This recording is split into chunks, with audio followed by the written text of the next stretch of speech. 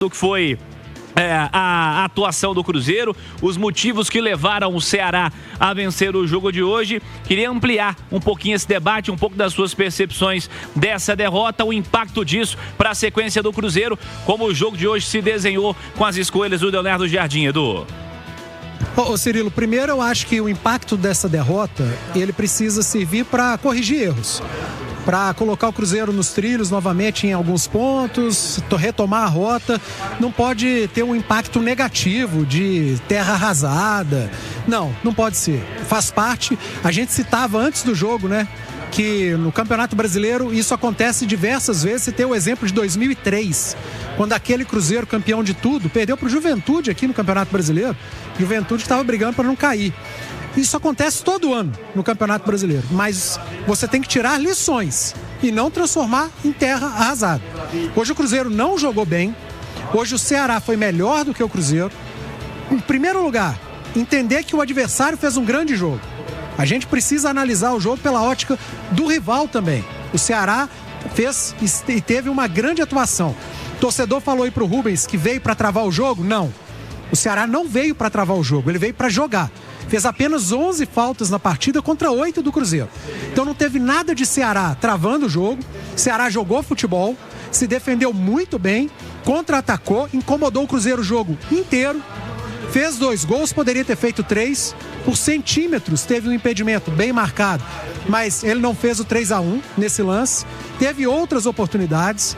Então, o adversário foi bem. Agora, pontos que o Cruzeiro precisa corrigir. Jardim mexeu muito de um lado só, trocou lateral e meia direita para um jogo, e o lado sentiu. Fagner e Eduardo no primeiro tempo não foram bem. Depois ele troca, passa o Eduardo para a esquerda, tira o Wanderson, que jogou muito mal no primeiro tempo, e traz o Marquinhos para a direita. A coisa não funciona.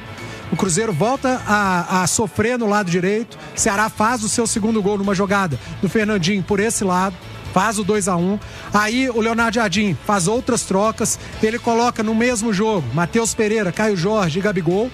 Algo que tem acontecido muito pouco na temporada. Não surtiu efeito. O Ceará se fecha ainda mais. Linha de 5, no primeiro momento com um dos volantes, depois com mais zagueiro. O Bolassi entra. Eu esperava ele desde o início na área, mas ele começa mais pela esquerda. Pô, você ganha estatura com o Bolassi. Entra em campo, vai para a área. Seu adversário está com uma linha de 5, então acho que demorou um pouco o Leonardo Jardim para colocar o Bolassi mais próximo dos zagueiros adversários, para brigar dentro da área. E aí tem muito mérito do adversário também. Cruzeiro com muita dificuldade de achar espaço, porque sua linha de frente não estava num grande dia também. Caio Jorge, apesar do gol, num erro do goleiro, né, com 3 minutos. Matheus Pereira, não funcionou. E aí, o adversário jogando muito bem, partidaça do William Machado, zagueiro do Ceará, as coisas não foram funcionando. Ceará muito tranquilo na partida, tocando, sem dar chutão, não entrando em pilha. Acho que o Klaus cometeu um erro constrangedor naquele lance em que o Fagner faz falta. E aí há uma que zumba, talvez a única grande discussão do jogo, que sobe amarelo para tudo quanto é lado. O Fagner ficou constrangido, né, na não marcação, era falta até para amarelo. Mas o Ceará ainda assim se manteve com a cabeça no lugar.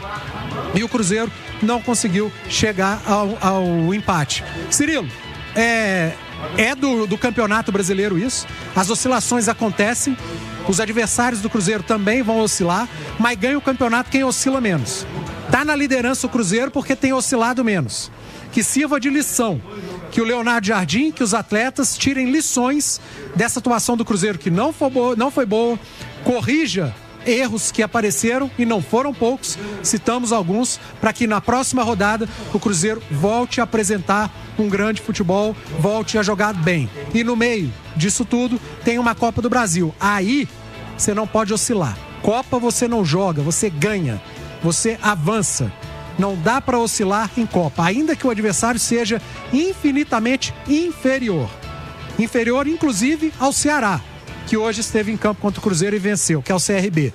Mas o Cruzeiro não pode cometer erros na Copa, porque a Copa é traiçoeira, a Copa ela é letal, ela não te dá outra chance. Então, concentração, nível altíssimo de concentração para jogar a Copa do Brasil e trabalhar, corrigir erros, para o jogo do Campeonato Brasileiro no próximo final de semana. Edu Panzi.